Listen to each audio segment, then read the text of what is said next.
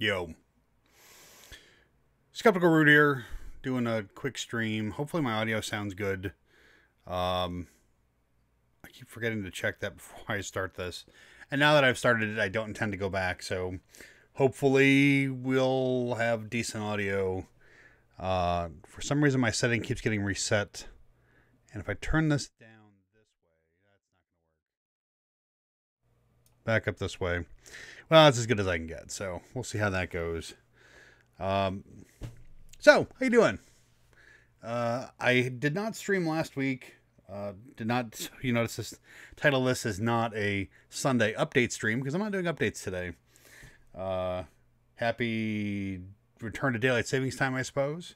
Because we are back on DST for the next, 4 months before we go back to daylight savings time.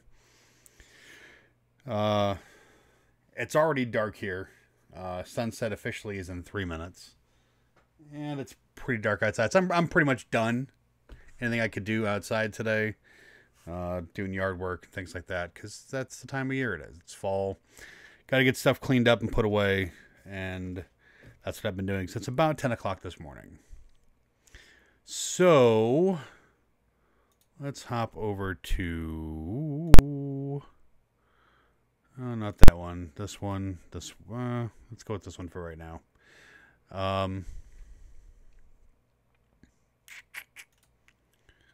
Change my view. I want to see this. There we go. Ta-da! Ta-da! Now I can see what's going on. And you're not looking at just me on the other screen there.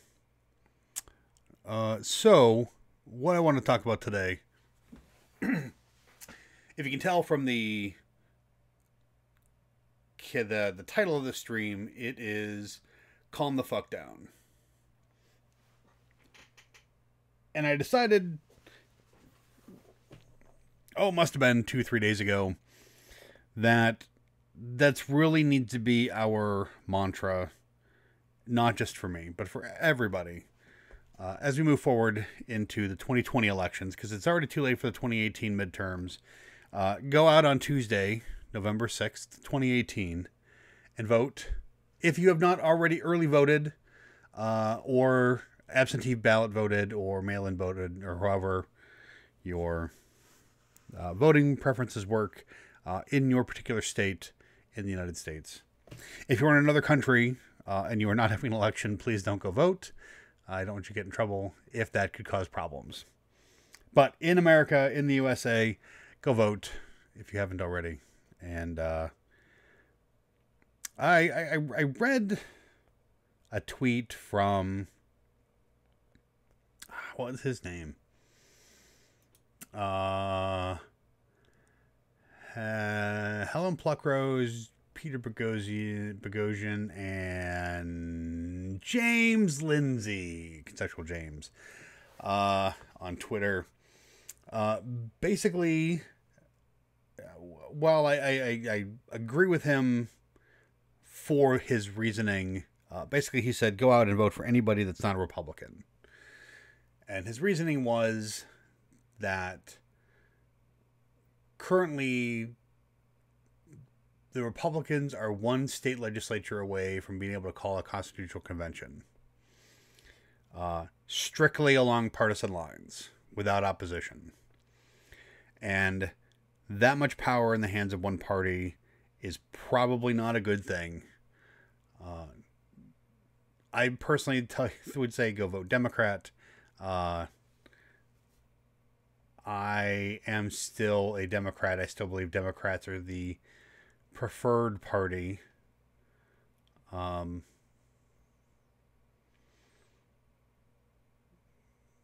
He actually was referencing an article in The Atlantic, basically to boycott the Republican Party. I will link that. Let's link that in the description here. I read this article earlier. It's a good article. Please read it. Even if you don't vote Democrat, I will probably be voting mostly Democrat. Looking at the platforms of most of the people that are running for most of the positions, I tend to vote straight blue. I don't always vote straight blue. I tend to vote for the person in particular, but quite often the core issues that I think are important tend to favor Democrats, regardless of whether or not that's actually feasible or presentable once they get into office. Whether or not that can actually happen, I don't care. Just like nobody really expects Trump to actually build a border wall, he gets in on the rhetoric, and people who support that idea will vote for him whether or not they think that can actually happen. Trump says it'll happen. It's been 2 years. I don't believe they've broken any ground on new sections of the wall yet. They've just repaired old sections.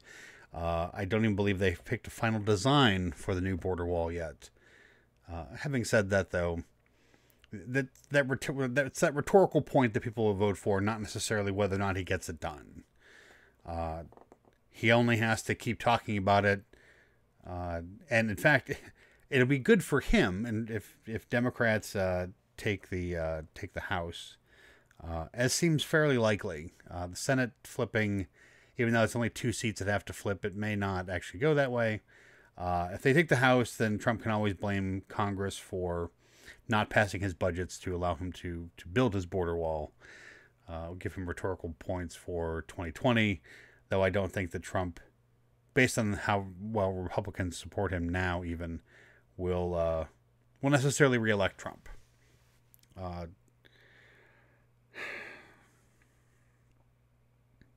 He, of course, will be their candidate, provided they don't impeach him in the meantime. So, which is something that he'll have to worry about should Democrats take control of Congress, because his support in the Senate is not very strong.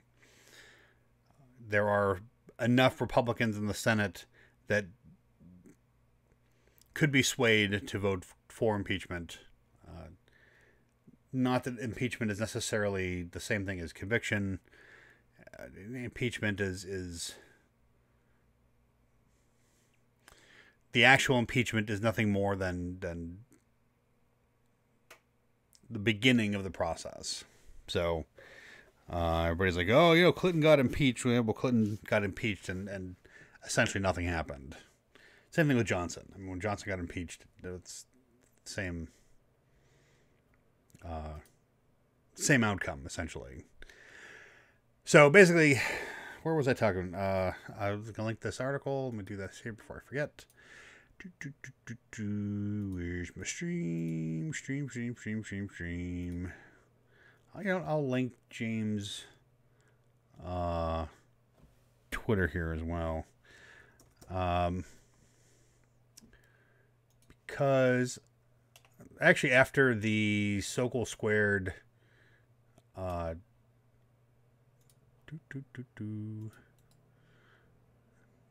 thing came out, I actually started following. I was already following Peter Boghossian.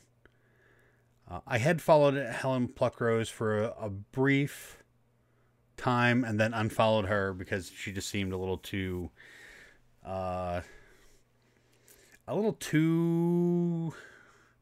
lefty. Just for the brief time that I had followed her, which was maybe like 3 whole tweets. I didn't really. I'd seen her. I'd read something about something that she had said. I kind of agreed with it. I followed her. Didn't find her topics her content at the time was very interesting. So I unfollowed her, and then I saw her pop up every once in a while. I was like, oh, that's kind of fine. But Peter doesn't tweet very often. But lately, I've been watching James and Helen talked a lot about their hoax papers that they put into several journals, grievance studies, as they refer to them, journals, and get them published and whatever. So that was an interesting drama unfolding. I think it was pretty good. But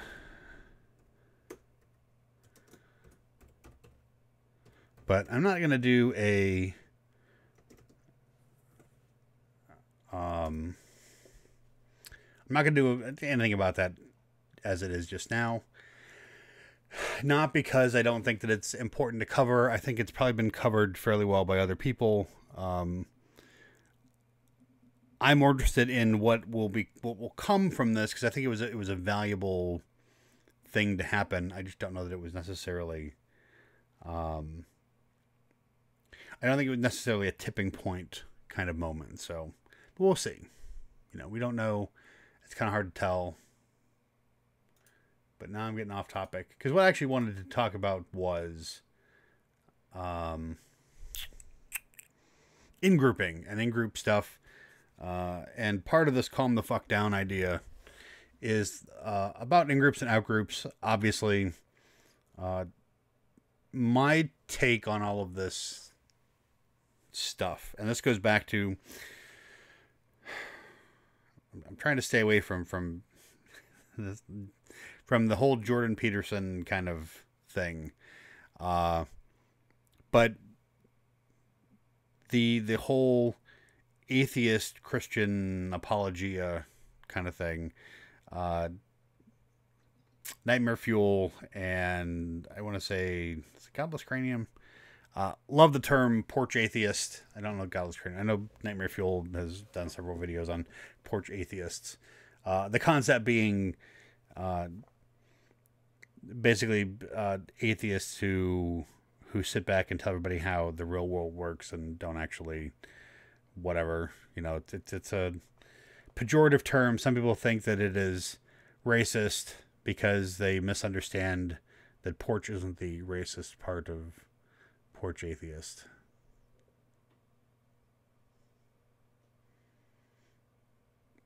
So, I personally am not a big fan of the term because I don't think it's very descriptive. It does sound just like a dig at somebody, and I'd rather not necessarily directly engage in that type of stuff. I would call them atheist Christian apologists, as opposed to their counterpoints tend to be anti-theists. But the point I want to make with this, though, is that there is this idea that engaging in pro-social behavior brings groups closer together and makes us work better together. And I would say that that is true, but like all things, there's always a trade-off for stronger in-group cohesion, which tends to be stronger out-grouping. So as a group becomes tighter and more closely knit, the more likely they are to oppose out-groups, to be strongly against out-groups and people that don't fall into their particular group. You tend to get more into strong in-groups tend to favor the idea of a common enemy. We rally around this common enemy. Who is this out-group? And everybody that's out-group is common enemy, because we are all about maintaining our inner group. And our tendency towards grouping goes back to, in my epistemology, resource management. Our in-groups, we favor in-groups because they help us acquire, maintain, and manage our resources. Out-groups are the ones we're competing against for resources, and we need to favor ourselves over them in order to maintain our own in-group needs, basically. So, where does that leave us? So, one of the things that people like Jordan favor are this idea of Christian community and things like that, and Adam Friended, God, I didn't want to bring this up, but I kind of have to in this context. Talks a lot about pro-social behaviors, and Jonathan Haidt is even kind of big on this. And I think I'm reading some of Haidt. I actually have one of his books, and I've been listening to him, and I kind of feel like he's not wrong, even if some of his assumptions are a little bit of a stretch necessarily based on the data he has. Although the data he has does support his conclusions, it doesn't necessarily only support his conclusions. But that's going to be a whole other story, whole other thing at some point. And I'm not trying to take jabs at anybody here. I'm just trying to illustrate a point. More pro-social behaviors tend to create stronger in-groups, and stronger in-groups tend to create, tend to favor more of the common enemy grouping. What we need are larger in-groups that are less cohesive, but based on some kind of common idea. What was the common humanity? Hang on a second here. Weird. Hello. What's up? Okay, what's up? What are you doing? Okay. Okay, sounds good. I'm streaming right now, so you're interrupting my video. All right, bye. This is my wife telling me what's going on. She's out at her mom's house with the kids, so which is why she typically goes around Sunday. Is typically why I do yard work and have a chance to stream, because I don't get interrupted. But she called me twice now, and it's like, just send me a text or something. But anyway, as I was saying, we can make larger groups with weaker in-group cohesion, because we can spread ourselves out over a larger area about more idealized type of things as opposed to specific topics. And the tighter in-groups tend to have a tighter cohesion to specific topics. So you get something like Christianity and its Christian values. There tends to be more cohesion within those groups, and when there isn't cohesion within those groups, they splinter off. They don't remain together. You don't end up with, First Baptists and Second Baptists, together, because they had some kind of epistemological or ontological falling out about how the nature of things go, and they had to go their separate ways because their in-groups are tight.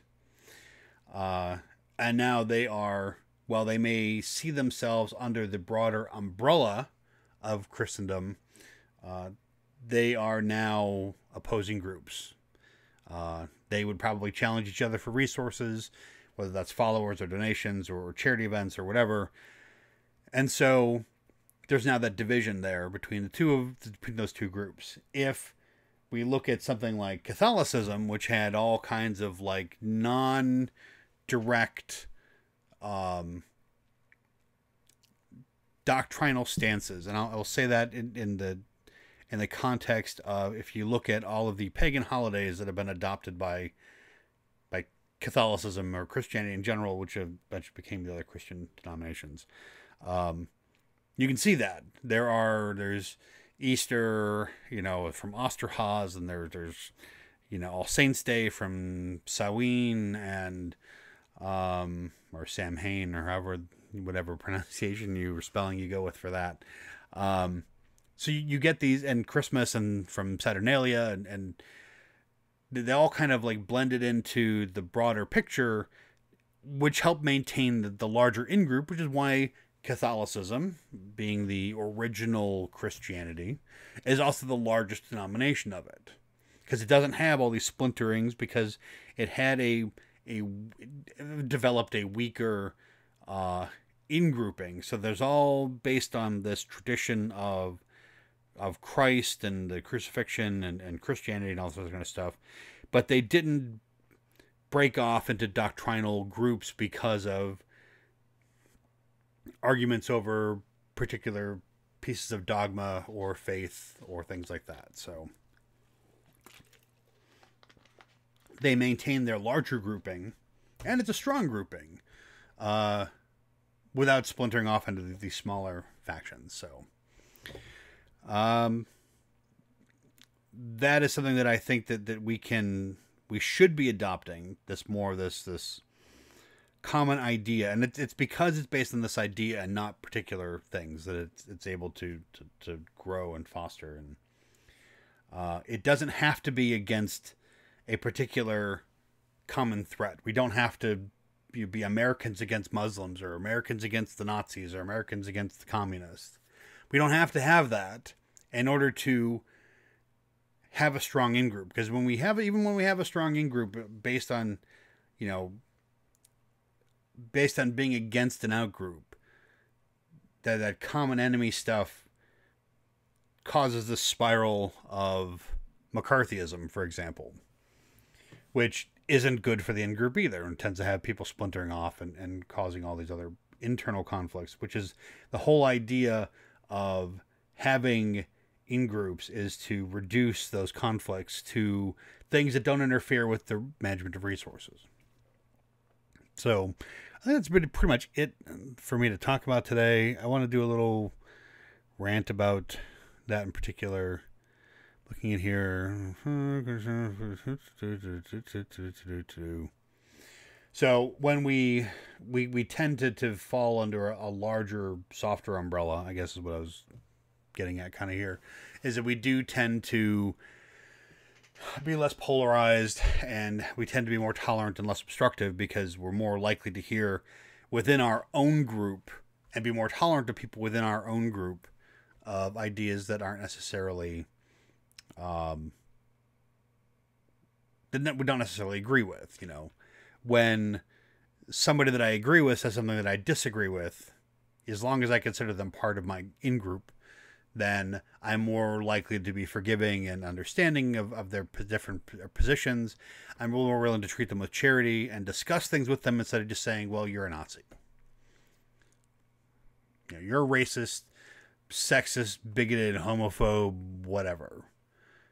Even if things that I expressed were nothing of the sort, you associate things that I say with groups of people that think maybe something like what I think. And so, which on that note, I was actually having a conversation with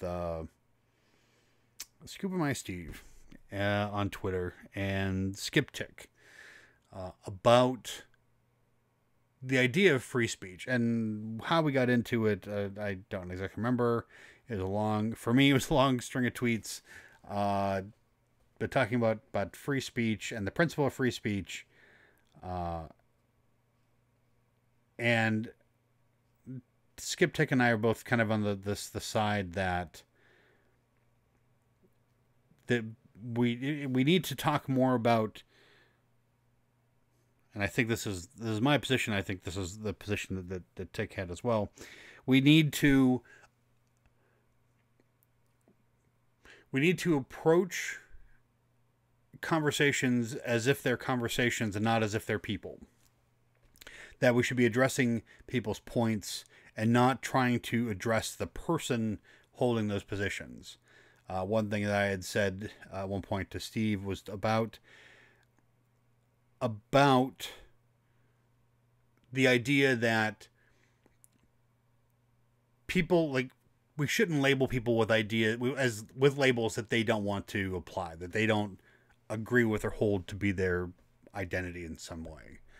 An example is if somebody says something that's racist. Let's say they say that black people are better than white people, or white people are better than Hispanics, or something like that.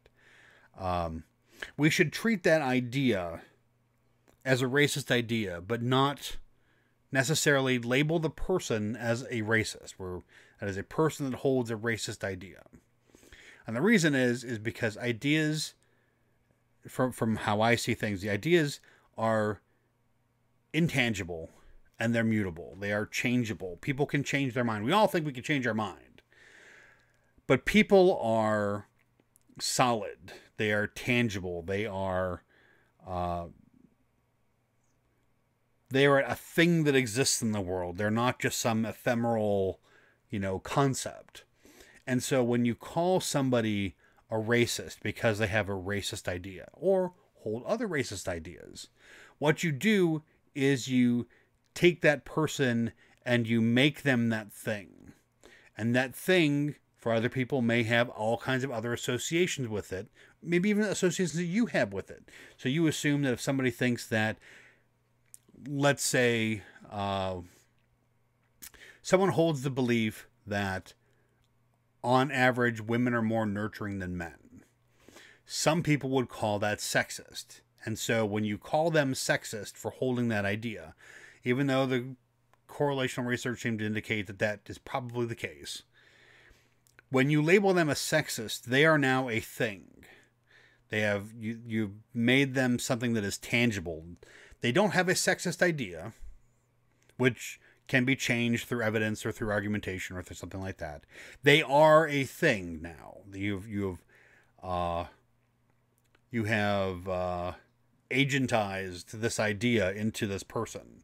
So now this person is this thing, and it now exists in the world. It's not this ephemeral idea that's mutable. It is a tangible object. And that's part of why labeling people these things is so damaging to reputations. It's because when you call someone a racist, when I hear the term racist, because I know somebody, or sexist, and someone has a sexist idea, what that tells me about the person is what my concept of what a sexist is, and then I associate that with that person, even if it is merely your estimation of what you think one of their ideas is. And so we need to not call people things that they don't identify with. Don't call people racist or sexist if they aren't racist or sexist. But we can clearly make judgments on ideas that they have and say that that idea is racist or sexist. Because we can change those ideas through argumentation. We can change those people can change those ideas on their own. They can decide maybe that's not the case. Maybe I don't actually believe that anymore. But once they are that thing, they are forever that thing, much like someone who's been convicted of a crime will always be a convict. Even if that was for they're convicted of weed possession and given, a fine of some kind. The idea of a convict for some, assigned to somebody, might as well be someone who's a violent offender. Because that's the impression that most of us think of when we hear the word convict. We think of someone who's done something that has warranted a conviction. And that conviction holds its own place in the world, if you will. And I think that we need to be more careful about how people respond to those types of ideas, and be more mindful about when and how we use them. Like I said, I think that we should not be labeling people racist or sexist or homophobic or transphobic or whatever. But it is entirely possible for them to have ideas that are that way, and it's not wrong to label their ideas. To label their ideas that fit that particular definition. But I don't think that we should be calling people those things, because it throws up barriers to being good communicators with them and their positions. So, but that is it for today. We're getting in here under half an hour. So, that's my hat I was wearing. Just my workout hat. Go. However, it was a really cheap hat. It was like $6 or $7. And the little thing in the back here started to rust just from my head sweat. I'm wearing it every day to work out, but so now it's become my yard hat. I use it when I cut the grass, kind of. And this is the second time I wore it to work outside. I have another hat from a previous employer that I wear that I was never very fond of, and I wear the hat outside. It just so happens to fit perfectly, which kind of sucks because I'm not a big fan of the company.